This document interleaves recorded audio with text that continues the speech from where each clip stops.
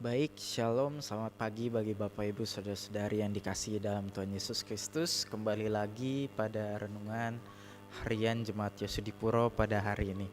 Pada saat ini sebelum kita memulai renungan kita, mari kita bersatu di dalam doa. Ya Tuhan, Allah Bapa kami yang bertakhta dalam kerajaan surga, terima kasih Tuhan karena Engkau sungguh baik. Engkau masih memberikan satu hari lagi bagi kami untuk kami boleh dapat beraktivitas dan kami boleh dapat memuji dan memuliakan nama-Mu. Pada hari ini Tuhan, kami akan mendengarkan sedikit daripada firman-Mu.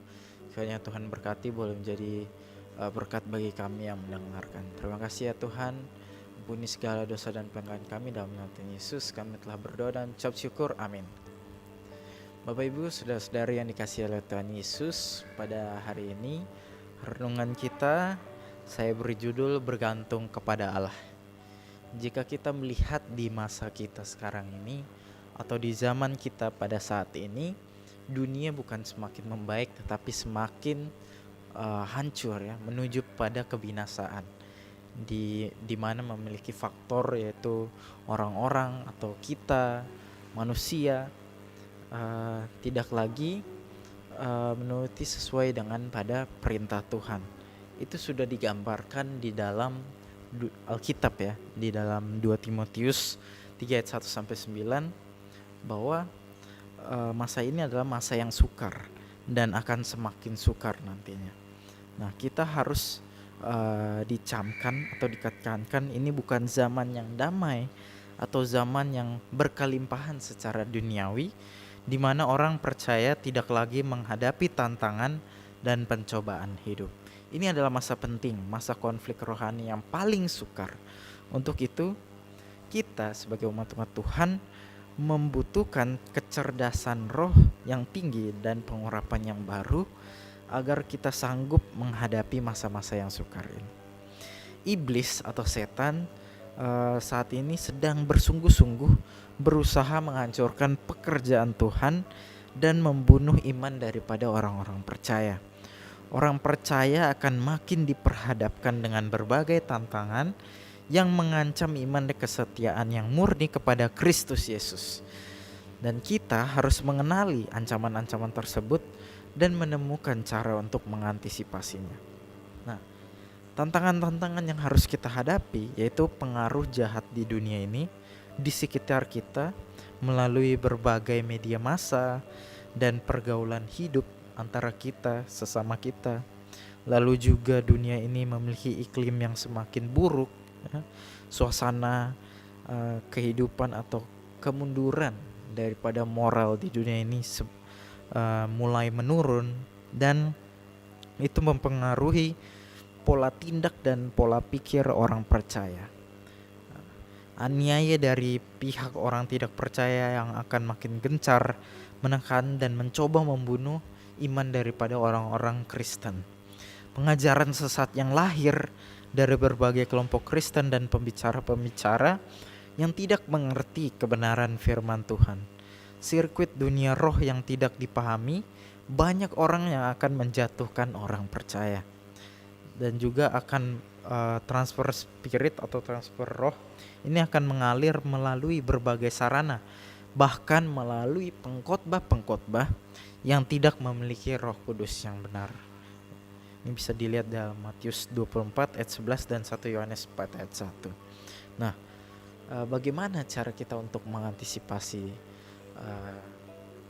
kejahatan atau dunia yang semakin hancur ini atau semakin buruk ini?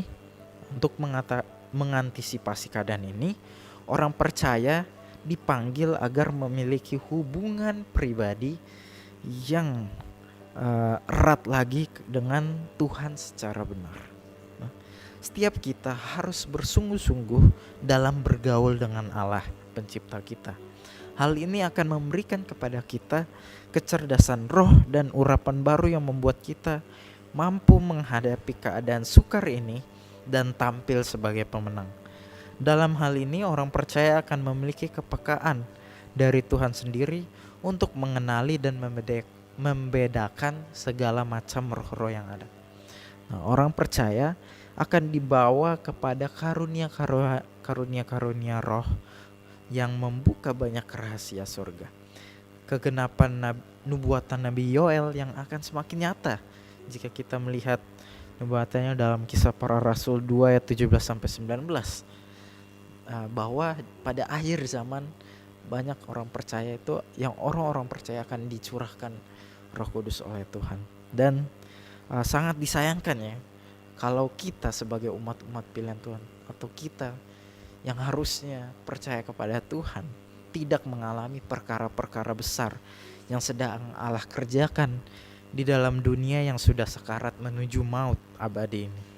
Nah, sudah saatnya setiap daripada kita umat-umat percaya menikmati hak istimewa, yaitu pencurahan karunia Roh Kudus di akhir zaman ini. Doktrin-doktrin gereja yang mantap dan dianggap paling teologis pun belum cukup. Ini membutuhkan pengurapan baru dari tempat yang maha tinggi atau dari Tuhan langsung. Untuk ini dituntut kita sebagai orang percaya memiliki kehidupan yang bersekutu sedemikian rupa dan sedemikian erat dengan Tuhan kita, Tuhan Yesus. Orang percaya harus sungguh-sungguh memiliki komitmen yang tegas, menolak segala bentuk pengaruh dunia yang jahat. Orang percaya harus menggunakan kehendak bebasnya untuk menolak segala dosa yang ada, yang datang mencobai kita. Untuk mengantisipasi keadaan ini, orang percaya dipanggil ya, agar kita bisa dapat diberikan kecurahan roh.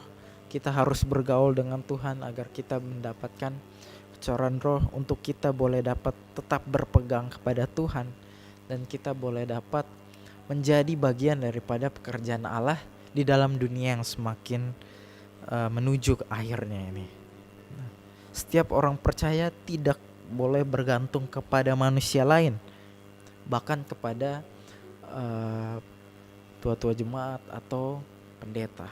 Nah, kita harus bertumbuh secara mandiri, kita harus bertumbuh secara individu, kita harus mempercayai dan memperkuat diri kita masing-masing kepada Tuhan yang adalah juru selamat kita, agar kita mendapatkan hati yang baik, kita mendapat kecurahan Roh Kudus, sehingga kita boleh menjadi pekerja Tuhan yang Tuhan mau kita untuk membantu Dia di dalam pekerjaan-pekerjaan di akhir zaman ini.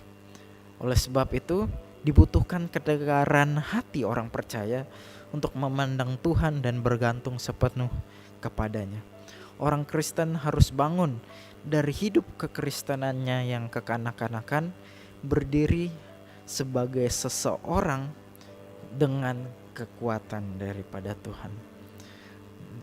Demikian renungan yang saya bisa sampaikan. Kiranya melalui firman ini kita boleh dapat, sebagai orang-orang pilihan Tuhan, kita harus menjadi orang yang percaya, kita harus menjadi orang yang setia kepada Tuhan, dan kita harus bisa dipakai oleh Tuhan untuk menjadi pekerjanya di akhir zaman ini. Dan ayat terakhir saya bacakan dalam Ibrani 10 ayat 23. Marilah kita teguh berpegang pada pengakuan tentang pengharapan kita, sebab Ia yang menjanjikannya setia.